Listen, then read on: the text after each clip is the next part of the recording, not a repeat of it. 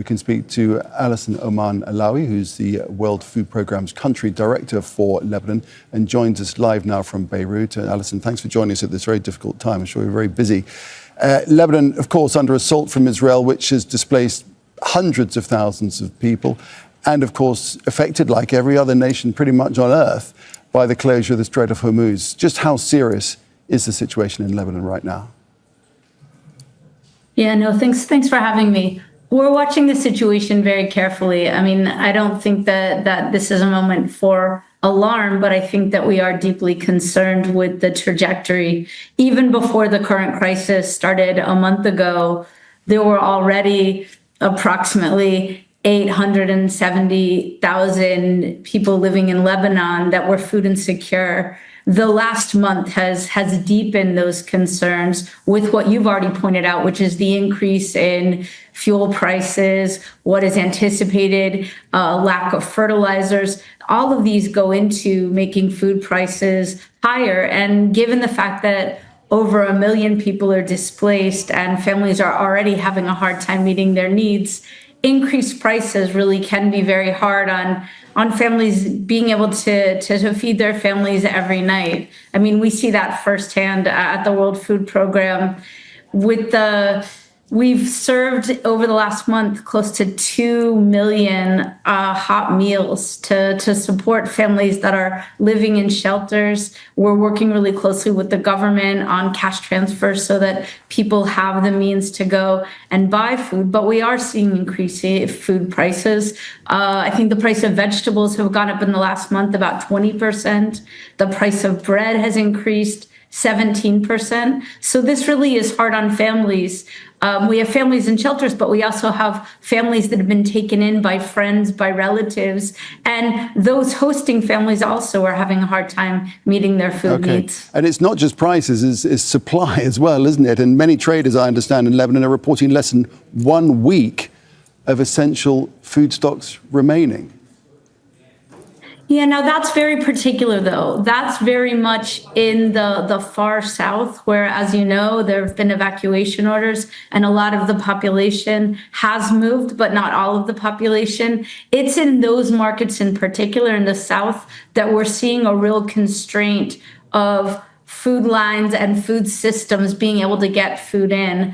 But that's also part of the work that we're doing here with the government as the World Food Programme, which is we are supporting convoys of food and other essential items going into the south to try to support the people that are still down there, because we recognize that the markets are not as robust as they need to be able to just naturally meet those food needs.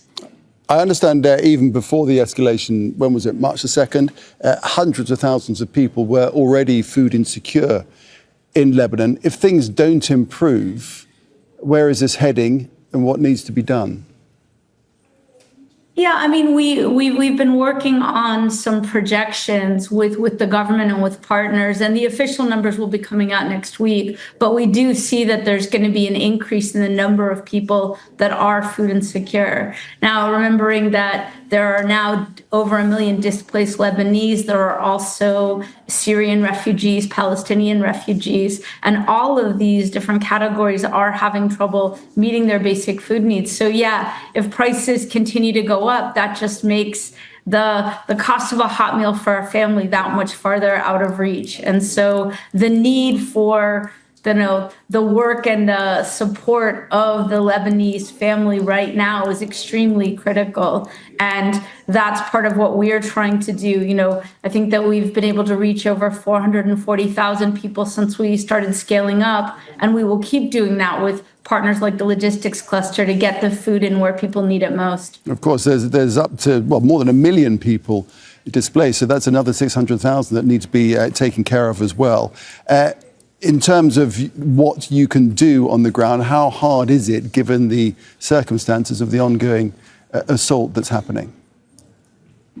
Yeah, I mean, definitely the conflict makes it more complex, and we need to ensure that if we're sending a convoy down, that we have safe and secure access to the different villages in the south. So that's something that we work on to ensure that we are notifying authorities that we're moving and that we're taking a convoy of food. But also it's here in Beirut, it's being able to distribute hot meals, food parcels, ready to eat food to people. And then it really is the government-run safety net program that's the backbone of this response, also ensuring that people are able to get cash to buy their own food. But we are seeing a really difficult, constrained environment.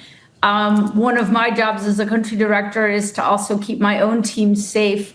And it can be very difficult in a situation where there's active conflict. And so the need to ensure that the teams are able to go where they need to go and that we're able to be on the ground doing the work, that really is what we're here for. And that's our plea. All right, extremely challenging situation. Allison Oman Lawi, World Food Programme's Country Director for Lebanon, thank you. Thank you very much.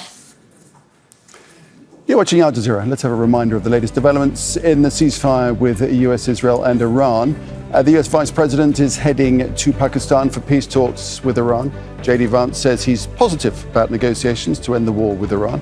He'll be joined by other senior diplomats, including Special Envoy Steve Witkoff and President Donald Trump's son-in-law Jared Kushner.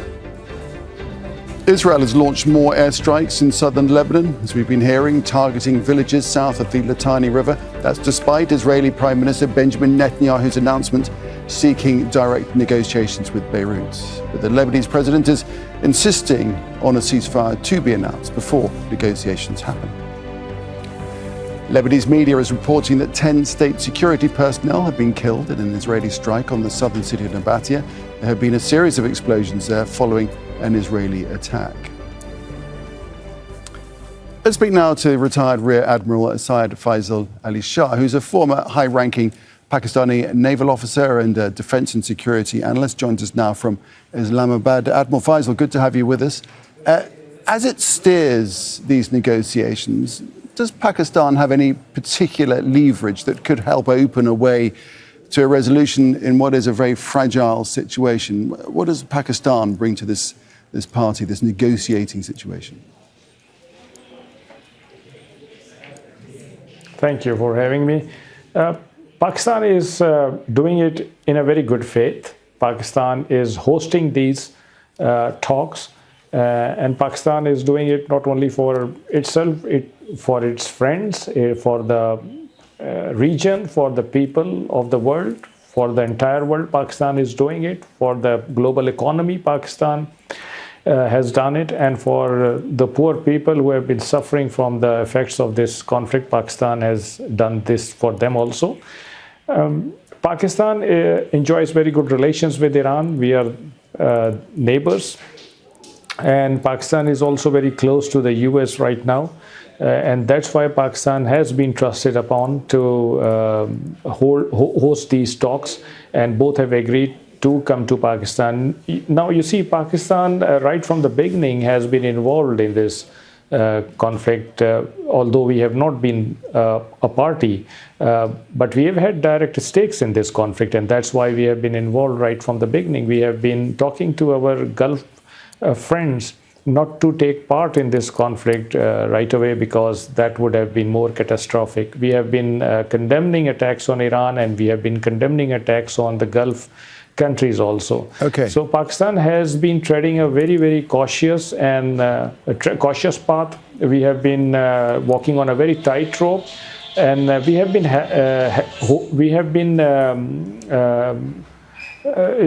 holding it in a very mature and balancing way. Well, so indeed, the whole negotiations, the whole negotiation is a. Forgive me for interrupting there, but the whole negotiation is a tightrope indeed, as you describe. And a chief difficulty will be the continuing fighting in Lebanon.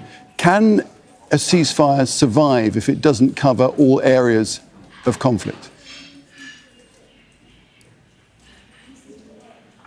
I think that will be very dangerous. That will be very risky proposition.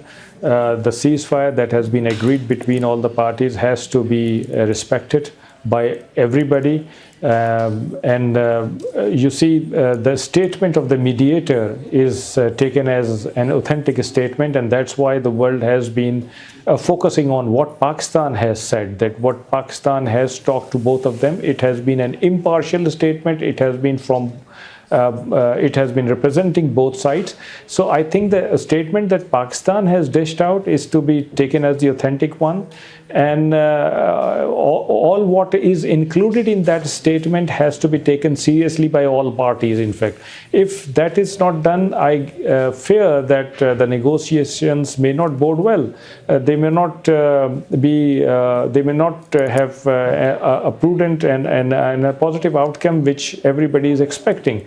So first step, I believe that when the two parties sit across the table, the first thing they are going to bring to the table is complete adherence to the negotiated settlement or the ceasefire, the contours of whatever has been discussed by Pakistan with both the warring parties. I think that will be the first step. All right. That will be focused on so Admiral these talks Faisal, whenever they start. Admiral Faisal, if that's the first step, perhaps the second one will be the differing positions of the two sides on the transit through the Strait of Hormuz, which you could say are wider than the strait itself. Do you think Iran is likely to offer maritime concessions there? I think Iran will be giving concessions in that domain, because I feel the most important thing for Iran is the guarantee that the war should not be imposed on Iran after a few months. It does not need a respite. It wants complete cessation of hostilities and for a very good time. So that is the most important thing that Iran wants. The other thing I think Iran would like to have is no limit on the ballistic missile system, because that is directly linked to its defense, and without that it might feel vulnerable. So rest all things, I think Iran, this is my personal view, Iran might give some concessions on that.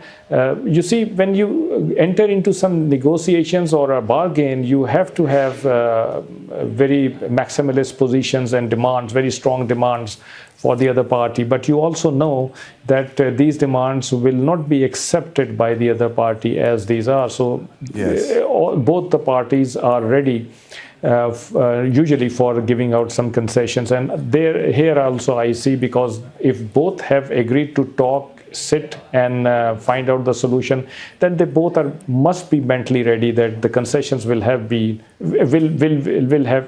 to be given out to the other party. So there are few areas where both parties will not like to give concessions, but there are few areas I think which have been kept just to give concessions. They're kind of setting out their stalls, as it were.